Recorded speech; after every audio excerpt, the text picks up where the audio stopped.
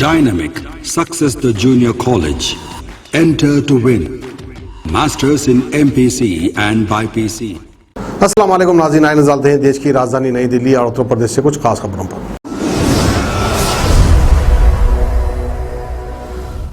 घर घर राशन पहुंचाने की योजना की मंजूरी के लिए दिल्ली के मुख्यमंत्री अरविंद केजरीवाल ने प्रधानमंत्री को एक लेटर लिखा है। लेटर में कहा है कि घर घर राशन योजना दिल्ली में लागू करने दीजिए। राष्ट्रहित के सभी कामों में मैंने आपका साथ दिया है, राष्ट्रहित के इस काम में आप भी हमारा साथ दीजिए। उन्होंने आगे ये भी कहा कि घर घर राशन योजना को पूरे देश में लागू किया जाए। तो वहीं उन्होंने ये भी कहा कि इस कोविड पैंडेमिक की मुश्किल घड़ी में ये योजना पूरे देश में लागू होनी चाहिए। दिल्ली सरकार की इस योजना में अगर केंद्र सरकार और कोई बदलाव भी करना चाहती है तो इसके लिए भी वो पूरी तरह से तैयार हैं। मुख्यमंत्री अरविंद केजरीवाल ने प्रधानमंत्री को लेटर लिखते हुए ये भी कहा कि केंद्र सरकार की ओर से कहा जा रहा है कि दिल्ली सरकार चाहे तो अपनी अलग स्कीम चला ले, लेकिन केंद्र की स्कीम से छेड़छाड़ ना करें। आगे उन्होंने कहा कि केंद्र सरकार और दिल्ली सरकार अलग कब से हो गई, आपकी और हमारी स्कीम अलग कब से हो गई। सब कुछ इस देश का और इस देश के लोगों का है। तो वहीं लेटर के जरिए उन्होंने सवाल भी उठाया कि क्या अब एक ही मुद्दे पर एक ही राज्य में दो स्कीमें हुआ करेंगी, एक केंद्र सरकार की और दूसरी राज्य सरकार की।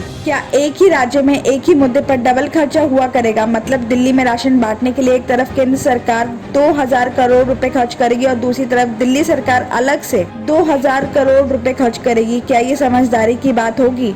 इस पूरे मामले में केंद्र सरकार के कुछ अफसरों का कहना है कि ये स्कीम खारिज करने की असली वजह ये है कि ये केंद्र सरकार का राशन है, ये योजना लागू करके दिल्ली सरकार इसका श्रेय नहीं ले सकती।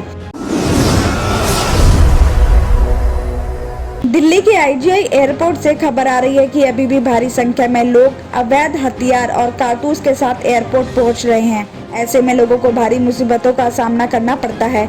इस मामले में IGI airport DCP Rajeev Ranjan ने बताया कि जांच में ये बात सामने आई कि लोग अनजाने में एयरपोर्ट पर अवैध हथियारों के साथ आते हैं। ऐसे में लोगों को न केवल परेशानियों का सामना करना पड़ता है बल्कि वो टाइम पर अपनी फ्लाइट भी नहीं ले पाते हैं। डीसीपी राजीव रंजन ने बताया कि साल 2019 में अवैध हथियार और बिना डॉक्यूमेंट्स के हथियार लेकर एयरपोर्ट पहुंचे 109 मामले दर्ज हुए थे, जिसमें 107 लोगों को गिरफ्तार किया गया था। तो वहीं 2020 में अवैध हथियार रखने के 66 मामले दर्ज हुए थे और 66 लोगों को ही गिरफ्तार कर लिया गया था। तो वहीं इस साल 2021 के शुरुआती 5 महीनों में यानी 1 जनवरी से लेकर 31 मई तक अवैध हथियारों के साथ 34 मामले दर्ज हुए और 33 लोगों को गिरफ्तार किया गया था। डीसीपी राजीव रंजन ने ये भी बताया कि ज्यादातर मामलों में ये देखने में आया है कि लोग अनजाने में अवैध हथियार और कारतूस के साथ एयरपोर्ट पर आते हैं और यात्रा करने वाले शख्स के पास उसके डॉक्यूमेंट्स भी नहीं होते हैं और इसी वजह से उसके खिलाफ मामला दर्ज किया जाता है।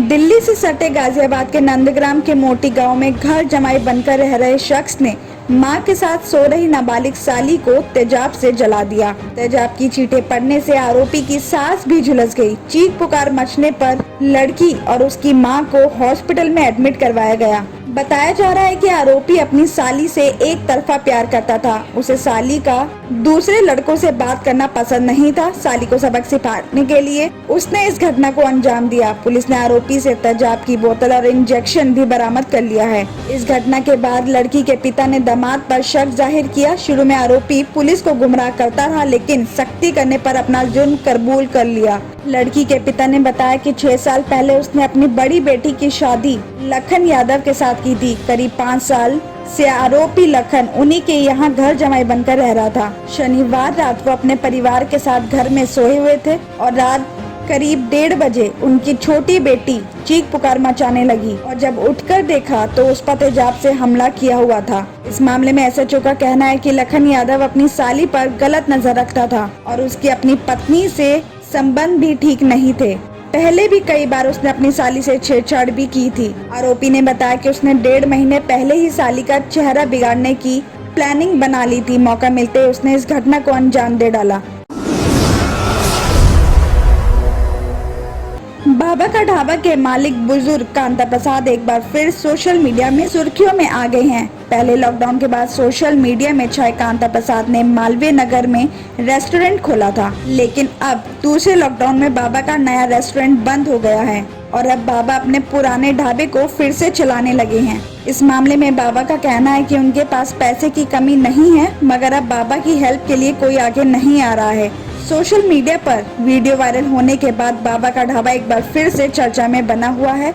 आपको बता दें कि यूट्यूबर गौरव वासर ने अक्टूबर 2020 में बाबा का एक वीडियो बनाकर सोशल मीडिया पर डाला था। उस वीडियो में वो रोते हुए दिखाई दे रहे थे और साथ ही उन्होंने अपनी परेशानी को भी बताया था, जिसके बाद से मदद के लिए लोगों की भीड़ बाबा के ढाबा पर आने लगी। बताया जा रहा है कि बाबा को मदद में 40 लाख से ज्यादा रुपए मिले थे और 2 महीने के अंदर बाबा कांता प्रसाद ने 5 लाख रुपए लगाकर मालवीय नगर में अपने पुराने ढाबे से कुछ ही दूरी पर एक रेस्टोरेंट खोला और वहां पर एक कुक, वेटर और सिक्योरिटी के लिए सीसीटीवी कैमरे भी लगवाए। लेकिन उन्होंने बताया कि उनको अपना रेस्टोरेंट बंद करना पड़ गया है और वापस अपने पुराने ढाबे पर पहुंच गए हैं। बाबा ने बताया कि खर्चा ज्यादा हो रहा था और कमाई कम हो रही थी, लेकिन अब फिर से लॉकडाउन की वजह से उनकी कमाई नहीं हो पा रही है और परिवार का गुजारा भी नहीं हो पा रहा है। बाबा अब लोगों से फिर से मदद की आस लगाए बैठे हैं।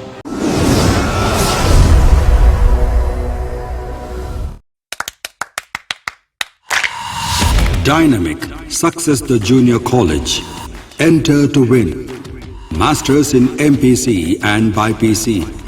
Integrated coaching for NEET, IIT, JEE. Separate block for girls.